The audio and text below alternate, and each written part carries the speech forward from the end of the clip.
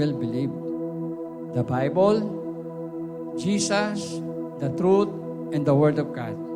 Or the media news that spread lies and all anti-Semitism people and their countries. Bagaman ang Israel po ngayon ay hindi pa lahat mananampalataya ng Panginoong Hesus. Pero ang pangako ng Diyos sa kanila ay tinutupad ng Diyos. Dahil ang Diyos ay hindi pwedeng magsinungaling.